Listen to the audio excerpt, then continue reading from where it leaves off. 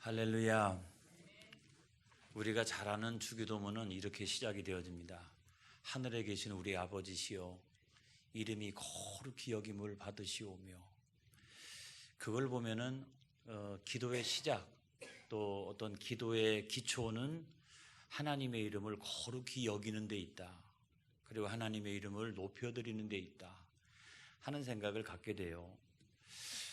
우리가 신앙생활하거나 또 일상의 생활을 하면서 과연 그 하나님의 이름을 거룩히 여기고 높여드리고 있나, 그런 생각을 하면 회개가 돼요.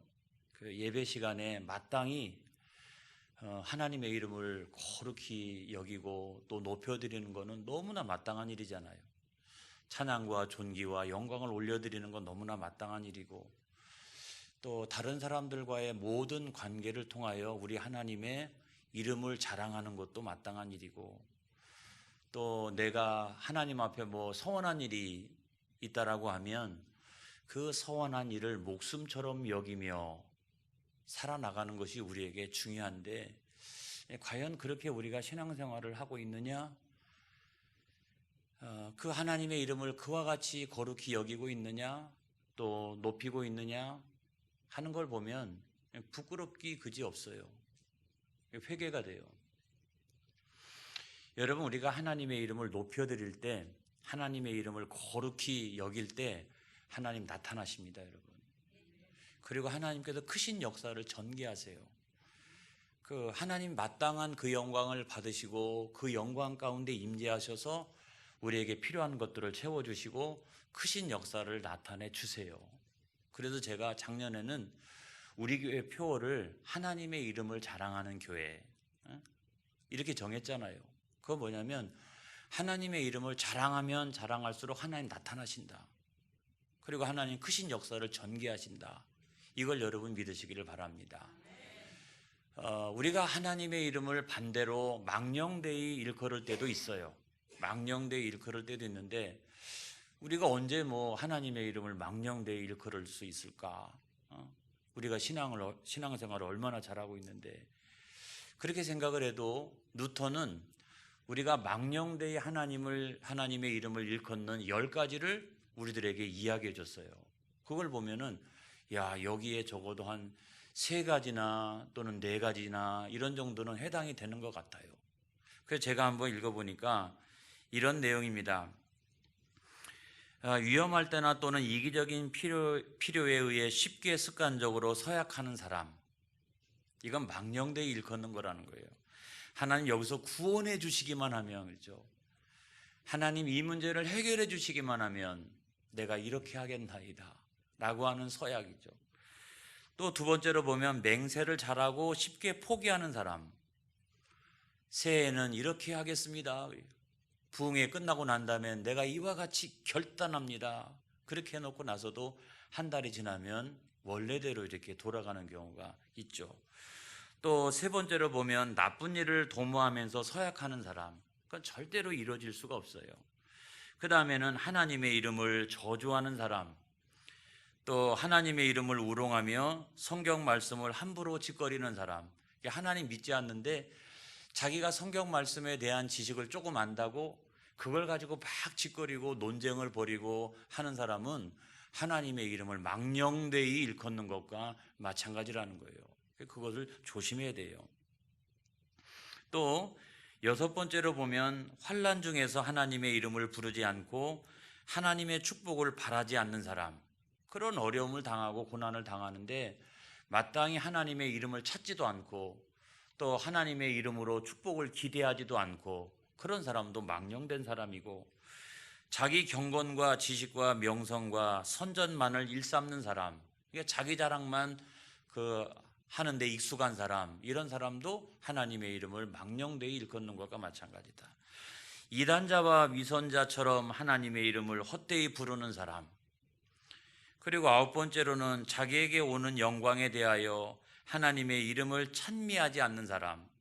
그래서 어떤 사람이 나한테 당신 너무너무 잘합니다, 당신의 가정에 정말 놀라운 일이 일어났습니다, 그렇게 할 때 우리는 마땅히 내가 받아야 될 그 영광을 하나님 앞에 올려드리지 않으면 그것도 망령되이 일컫는 것과 마찬가지라는 겁니다. 그래서 여러분 습관적으로 다른 사람이 우리를 칭찬하면 우리가 그 영광을 돌려서 누구에게? 하나님께 영광을 올려드리는 그런 거룩한 습관이 있기를 축복합니다. 마지막 10번째로 보면 다른 사람이 하나님의 이름을 훼손할 때 그것을 중지시키지 않는 사람, 막 다른 사람이 말이죠 하나님의 욕을 하고 말이죠 그렇게 할 때 그것을 마땅히 중지시키지 않는 경우도 그 하나님의 이름을 망령되이 일컫는 것과 마찬가지라는 거예요. 그래서 하나님 앞에 영광 올려드리고 교회 자랑하고 목사님 자랑하고 성도들 자랑하고 여러분 그렇게 해야 되는 거예요. 할렐루야. 그렇게 해야 되는 거예요. 그러지 않으면 그거를 망령되이 일컫는 것과 마찬가지라는 거예요. 자, 우리가 이렇게 생각해 보면 한 가지 결론을 내릴 수 있어요. 하나님의 이름을 높여드리고 하나님의 이름을 거룩히 여기는 그 자리에 하나님 역사하신다. 하나님 임재하신다. 하나님 축복하신다. 하지만 그 하나님의 이름을 망령되이 일컫는 그 자리에 죄가 크다. 죄가 크다. 이거를 여러분 우리가 기억을 해야 되는 것입니다. 여러분 실제로 미국의 그 뉴욕에 있는 어떤 이단 종파가 있어요. 두루이교라고 하는 이단 종파가 있었는데 그 이단 종파는 정통 기독교를 부정합니다. 그리고 성도들의 신앙생활을 회방합니다. 그리고 기독교의 기본 예배 질서를 변질시켜 갑니다. 그래서 여러분 교회당 안에서 드려지는 예배는 거기에 오랜 동안의 어떤 신학이 있어요. 여러분 이 성경으로부터 시작해가지고 유대교의 어떤 예배, 카톨릭의 어떤 미사, 그리고 개신교의 예배 이런 것들이 성경적인 전통 가운데 있다는 거예요. 그래서 너무 교회의 그 예배 의식을 파괴하면 문제가 돼요. 그런데 오늘날 이렇게 우리가 TV나 이런 데를 보게 되면 막 청바지 입고 그 다음에 여기 목사님이 말이죠 청바지 중간에 갈라진 거 막 입고 속 비치는 거 막 하면서 왔다 갔다 하면서 말이죠 그렇게 설교하는 것이 마땅할까? 그래서 설교 자체는 괜찮겠어요. 설교 자체는. 그렇지만 하나님께서 정해놓으신 예배에 모범이 있는 거거든요. 의식이 있는 거거든요. 그래서 우리가 여러분 그냥 제가 사회를 본다라고 이야기하지 않아요. 예배를 인도한다라고 얘기하죠. 절대로 제가 사회자가 아니에요. 그것은 이 예식 자체가 성경으로부터 오랜 기독교 전통으로부터 만들어진 의식이기 때문에 그렇다는 거예요. 그래서 우리가 이것을 다른 신학적인 표현으로 뭐라고 얘기하느냐? 예전이라고 말합니다. 예전. 그래서 예전은 별도로 우리가 공부를 해요. 예전에 대하여 어떻게 예배를 드리는 것이 합당한지. 그래서 그 예배 의식을 파괴하면 안 되는 겁니다, 여러분. 그나마 한국교회가 오늘날 이만큼 부흥하고 성장하는 것도 하나님 말씀하신 예전을 잘 그 예배 안에 적용시키고 있기 때문에 그렇다. 미국 교회 엄청나게 부흥하는 것 같아도 전체적으로 보면 그렇지 않아요, 여러분. 저 아프리카가 부흥하고 또 인도나 중국이나 뭐 이런 데들이 이렇게 부흥하는 거지 미국 교회가 그렇게 엄청나게 부흥하는 것은 아닙니다, 여러분. 그런데 아무튼 뭐 예배 의식을 파괴하기 시작해서 나중에는 어느 정도까지 갔느냐? 아주 끔찍한 예배를 드릴 정도까지 갔어요. 종이에다가 하나님의 이름을 딱 써놓고 그걸 불태워버려요. 그 다음에 막 성경책을 모르는 사람들이 보는 앞에서 우리는 직통계시다 그래가지고 이 성경책을 불태워버리고, 그리고 막 거리에 나가가지고 개들한테 막 절을 하고, 그 다음에 막 성만찬을 베풀고 세례를 베풀고, 그렇게 하다가 나중에 전체 거기에 모여있는 교인들이 어떻게 해요? 술 마시고 끝. 이렇게 이제 뭐 그렇게 예배를 드렸대요. 절대로 예배는 아니지만. 그 다음날 아침이 되었습니다. 그 이단 종파의 교주가 어떻게 되었느냐? 아침에 자고 일어났는데 막 눈이 시뻘간 거야. 이게 검정 눈동자가 없을 만큼 눈이 막 빨갛게 된 거예요. 양쪽 눈이. 그리고 난 다음에 얼굴에 이 붉은색의 반점이 막 피어나기 시작하더니 그것이 온몸에 이렇게 내려가기 시작하고, 그때부터 시작해서 얼마나 고통스러운지 고래고래 소리를 지르다가 저녁 때가 되어서 급사를 합니다, 여러분. 급사를 했어요. 그리고 그 자리에 같이 참여했던 36명의 그 이단 종파에 속해가지고 함께 예배도 아닌 그 예배를 드렸던 사람들은 어떻게 됐느냐? 5년 이내에 전부가 다 교통사고를 당했어요. 또는 질병을 만나고 원치 않는 사고를 만나고, 그래서 전부가 5년 이내에 36명이 전부가 죽었어요. 그래서 하나님의 이름을 망령되이 일컫는 거, 또 하나님의 이름을 저주하는 거, 이건 아주 무시무시한 죄에 해당하는 것이다. 여러분 성경 말씀을 한번 보겠어요. 레위기 24장 15절로부터 16절에 있는 말씀을 한번 보겠습니다. 레위기 24장 15절로부터 16절에 있는 말씀을 한번 보겠어요. 여러분 한번 찾아보시기 바랍니다. 레위기 24장 15절로부터 16절. 자, 이제 앞을 보시고 다 같이 한번 읽어보겠습니다. 시작. 너는 이스라엘 자손에게 말하여 이르라. 누구든지 그의 하나님을 저주하면 죄를 담당할 것이요, 여호와의 이름을 모독하면 그를 반드시 죽일지니 온 회중이 그를 칠 것이니라. 거류민이든지 본토인이든지 여호와의 이름을 모독하면 그를 죽일지니라. 이렇게 하나님의 이름은 너무너무나 중요한 거예요. 여러분, 하나님의 이름이 왜 중요하냐? 사람의 이름도 중요해요, 여러분. 그 이름 안에는 그 사람의 존재가 들어가 있습니다. 존재. 그 사람의 어떤 성격이 들어가 있어요. 그래서 우리가 성경에 나와 있는 대부분의 사람들의 이름을 가만히 보면 거기는 그 사람이 어떤 관계에 있는지, 어떤 가정에서 태어났는지, 또 어떤 존재인지, 또는 어떤 성격을 가지고 있는 사람인지, 이런 것들이 다 그 사람의 이름 안에 이렇게 표현되어져 있는 경우가 대부분입니다. 마찬가지로 하나님의 이름 안에도 마찬가지다. 하나님의 이름 안에 하나님의 존재가 들어있다. 하나님은 어떠한 분이신가? 하나님은 어떠한 분이신가? 우리가 성경을 통해 가지고 하나님이 어떠한 분이신지를 잘 알 수 있지만 가장 쉽게 하나님이 어떠한 분이신가를 알 수 있는 것이 뭐냐면 하나님의 이름이에요. 하나님의 이름을 통해서 가장 쉽게 알 수가 있다. 또 그 하나님의 이름을 통해서 하나님의 어떤 속성을 가장 잘 알 수가 있다라고 하는 이야기예요. 그래서 하나님의 이름이 그만큼 중요한 거예요. 그래서 하나님의 이름을 찬양했다라고 하면 하나님의 그 존재와 그의 성품과 그의 속성을 찬양하는 거예요. 그런데 하나님의 이름을 저주했는데 그게 뭐 대단한 일이라고? 천만의 말씀. 그 하나님의 이름 안에는 하나님의 존재가 들어있고 하나님의 인격이 들어가 있고 거기에는 하나님의 속성이 들어가 있는 거기 때문에 내가 하나님의 이름을 저주하면 그 하나님의 존재와 인격과 그 속성을 저주하는 것과 마찬가지이기 때문에 엄청난 죄를 저지르는 것과 마찬가지라는 거예요. 여러분, 우리가 하나님의 이름을 어떻게 대하는 게 좋을까요? 그 태도가 어떻게 하는 게 좋을까요? 거룩히 여기고 높여드리는 거죠. 할렐루야. 망령되이 일컬으면 절대로 안 된다 그랬어요. 왜 그러느냐? 두 번째로 보면 하나님의 이름은 사람이 지은 것이 아니에요. 여러분, 우리가 성경을 쭉 읽어 나오다 보면 하나님이 당신의 이름을 계시해 주는 장면들이 많이 나옵니다. 그러니까 하나님 스스로가 나는 누구다 이와 같이 계시해 준 거예요. 그러니까 사람이 우상을 만들어 놓고 이거를 누구라고 하자라고 해서 허구적으로 만들어 놓은 게 아니라 하나님의 이름의 기원은 하나님 자신이시다. 신적인 기원을 가지고 우리한테 내 이름은 누구야 이런 거예요.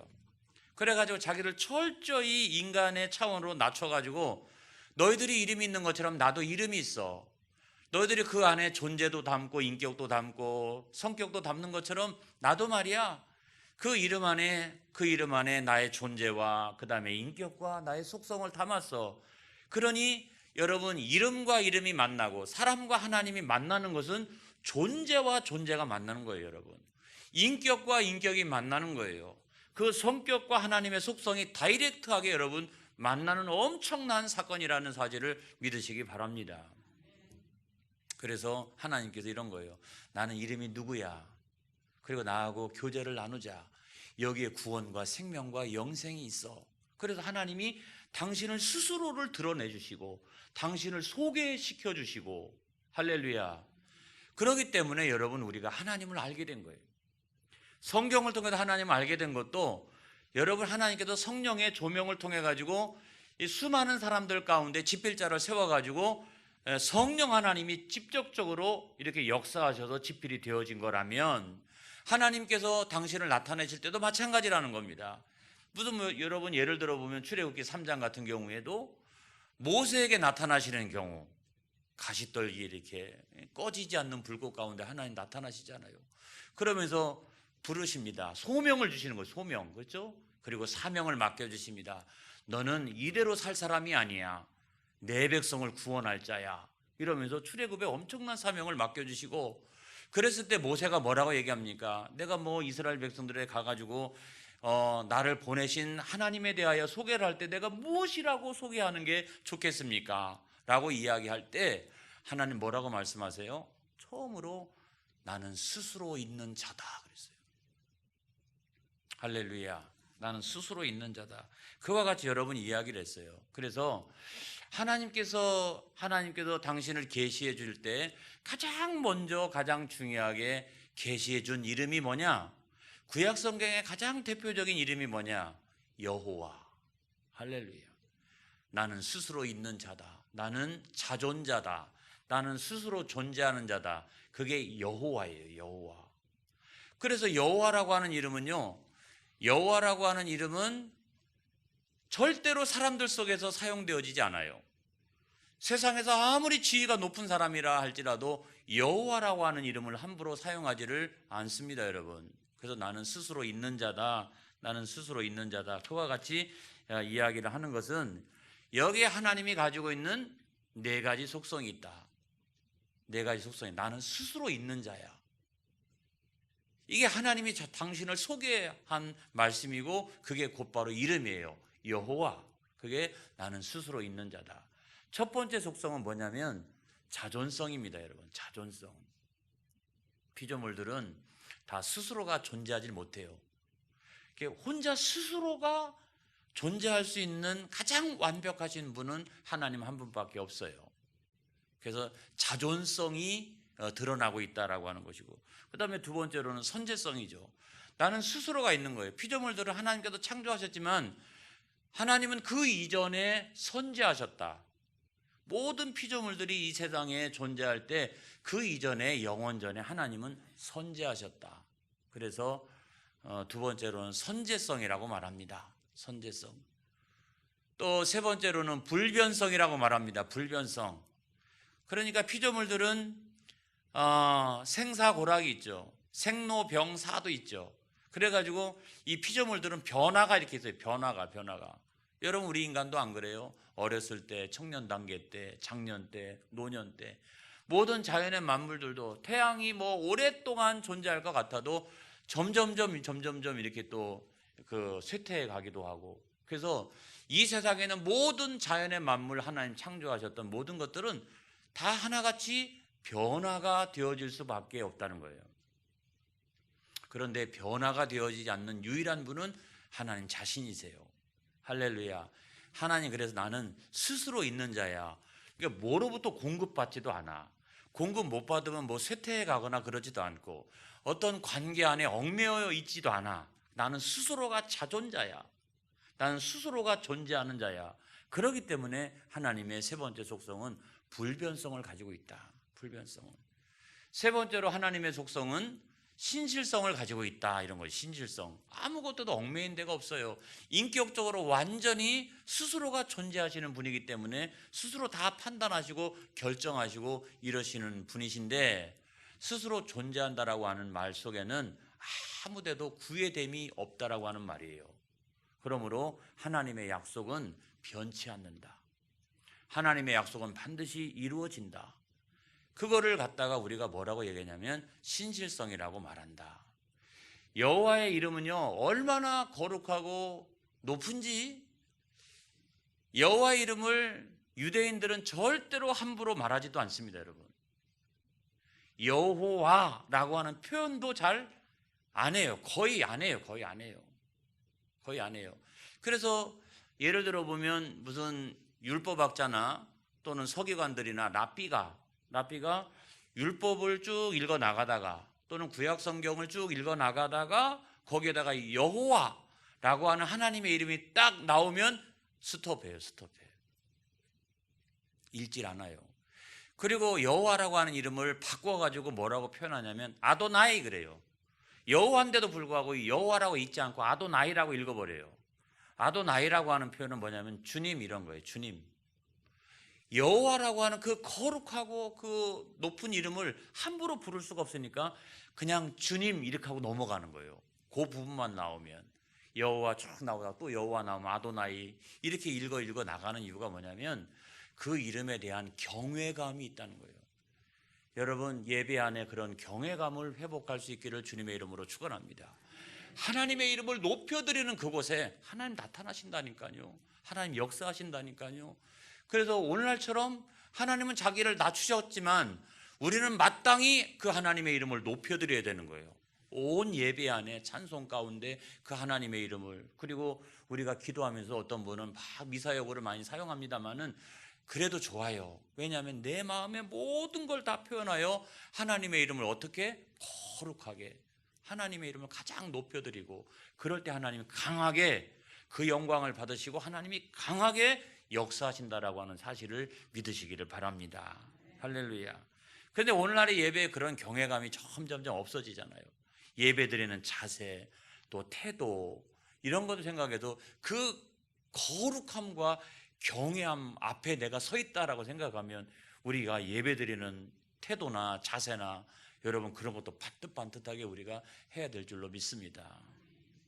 그 다음에 두 번째로 구약 성경에서 가장 많이 사용하는 하나님의 이름, 그 이름은 엘과 엘로힘이다 이 말이에요. 엘과 엘로힘. 엘은 단수예요. 엘은 뭐냐면 강하다, 능력이 있다 이런 거예요. 모든 피조 세계에 있는 모든 능력을 다 합쳐놔도 하나님의 능력에 비해서는 아무것도 아니다. 이게 엘이에요. 이게 엘. 해서 하나님의 이름을 이야기할 때 단수형으로는 엘을 이야기합니다. 그래서 그걸 다른 말로 표현하면 전능자, 아까는 자존자, 스스로가 존재하는 자라고 하면 엘은 전능자, 이런 표현이에요. 전능자. 그 파워와 에너지가 얼마나 강력한지요. 여러분 우라늄 1g이 있어요. 1g. 인간이 만들어낸 우라늄 1g이 어느 정도의 그 파워를 가지고 있느냐.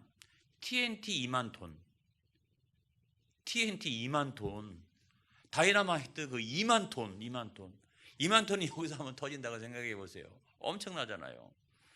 전기로 그거를 환산해 가지고 생산한다라고 하면 2260만 킬로와트, 2260이 아니고 2260만 킬로와트를 생산할 정도고요.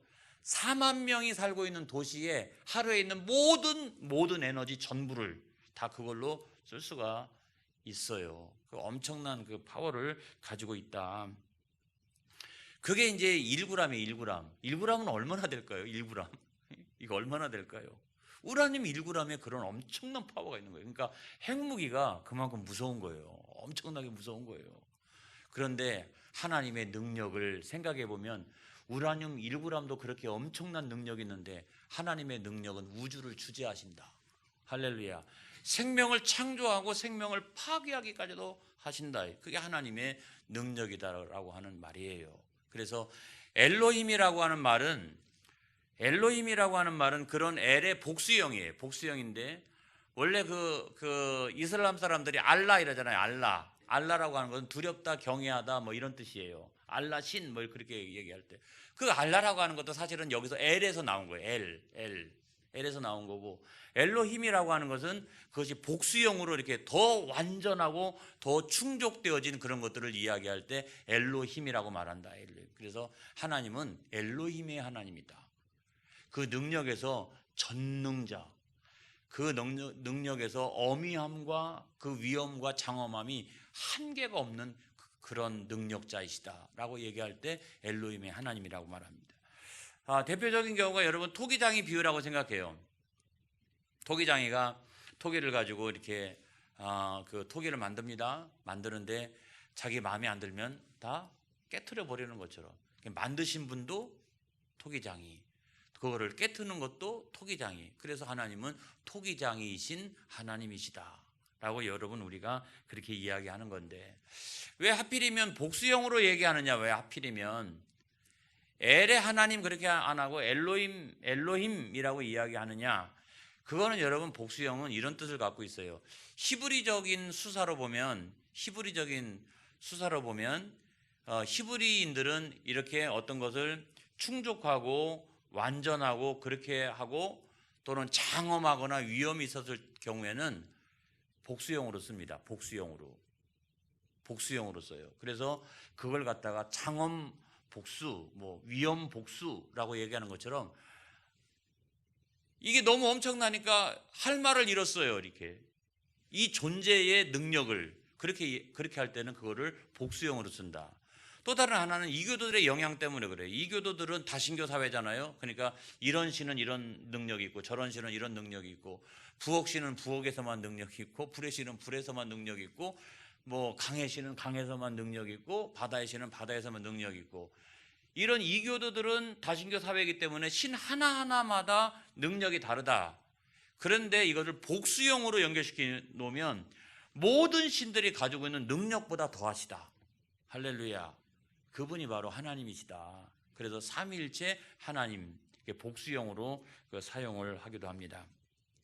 여러분, 이래서 그런 하나님은 우리에게 두려운 존재이게, 우리가 의지할 수밖에 없는 그와 같은 존재인데, 이 엘로힘 같은 경우는 이방 신들도 사용하는 단어예요. 아까 제가 알라 얘기했잖아요. 알라.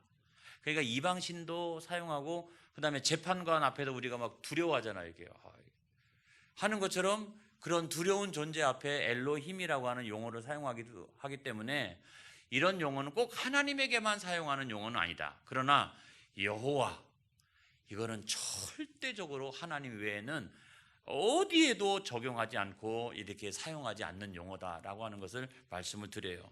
그 다음에 마지막 세 번째로 보면 아도나이가 있습니다. 아도나이가 있는데, 아도나이는 뭐냐면 재판하다, 통치하다 이런 건데, 나를 통치하는 거예요. 나를 지배하고 나를 통치하는 거기 때문에 내 주인.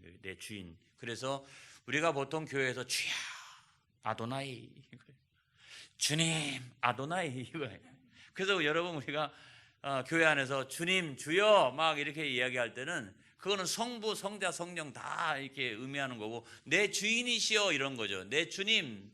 그럴 때 내가 다른 말로 표현하면 아도나이 이러고 있는 거예요. 지금 아도나이 가장 이렇게 보편적으로 우리가 사용하는 용어 가운데 하나인데, 이 용어도 여러분 조금 문제가 있어요. 이 용어도 사람에게도 사용한다. 예를 들어 보면 다윗 왕이 그 사울을 만났을 때 내 주여 그럽니다. 내 주여. 그러니까 당신은 왕이니까 나는 당신의 신하니까 당신은 내 주인 이렇게 할 때, 또 신하나 대신에 그 가족 가운데 있는 노예도 마찬가지죠. 제사장들한테도 내 주여라고도 이렇게 표현할 수 있어요. 내 주인이시여, 이렇게 당신이 내 영적인 주인이시여 이렇게 표현하기도 합니다. 그런데 여호와만큼은 그렇지 않다. 여호와만큼은 그 이름을 높여드리는 여러분 되시기 바랍니다. 그래서 아도나이 할 때는 주인이신 하나님, 그 하나님을 내가 강력하게 인정하고 그 다음에 그 주권을 인정한다라고 하는 고백이 그 가운데 있는 것입니다. 여러분, 우리가 예수 믿고 난 다음에 하나님의 자녀가 돼요. 그런데 여러분, 성경을 보게 되면 이 엘과 그 다음에 아도나이, 그 다음에 여호와, 이 이름이 약간씩 들어가져 있는 지명과 이름이 있어요. 여호와 이거를 그냥 곧바로 이용하는 경우는 없다 그랬죠. 이거는 절대로 없어요. 이거는 안 돼요. 그런데 여호와 할 때, 야훼 할 때 이 야를 사용하는 경우는 있어요. 예레미야, 이사야 할 때 거기 사용하죠. 그 다음에 엘로힘 할 때 그 엘은 다니엘 할 때 그 엘이 사용하죠. 하나님과 연관성이 다 있는 거예요. 그 이름 안에. 다니엘 또 뭐가 있을까? 지명 가운데는 베델, 이런 거 베델, 베델, 하나님의 집, 그러니까 하나님의 집, 벳엘, 엘은 하나님, 엘로힘의 하나님의 집, 이런 거죠. 해서 이렇게 뭐 엘로 끝나거나 야로 끝나거나 또 이로 끝나거나 이런 경우에는 그 이름 안에 하나님과의 어떤 연관성이 그 이름 안에 들어가 있다. 뭐 지명이라든지 사람의 이름 안에. 그렇다면 우리는 하나님의 자녀인 줄로 믿습니다. 우리는 하나님의 백성인 줄로 믿습니다. 그렇다면 우리 안에도 그 이름의 속성과 연관성이 우리 가운데 있다. 그래서 여러분, 여호와 하나님을 우리가 섬긴다라고 하면 그 하나님 앞에 경외감이 있기를 바랍니다. 우리 예배 안에 그런 경외감이 많이 없어졌어요. 그렇죠? 나 오늘도 그 하나님 앞에 내가 나가서 예배를 드린다라고 하는 경외감이 있기를 바라고, 두 번째로는 하나님은 엘로힘, 엄청난 전능하신 능력을 가지고 있다라고 하면 내가 그 하나님을 강력하게 의지해야 됩니다, 여러분. 그러면 그 하나님의 능력이 나를 통해서 나타날 거 아니겠어요? 그 다음에 세 번째로는 아도나이, 하나님의 주권을 인정하는 거죠. 하나님, 내 인생의 주인은 내가 아닙니다. 내 인생의 주인은 하나님이 내 인생의 주인이십니다. 하나님은 나에게 있어서 아도나이십니다 라고 하는 그런 고백이 내 안에 있다라고 하면 여러분, 우리 신앙생활이 얼마나 능력이 있겠어요.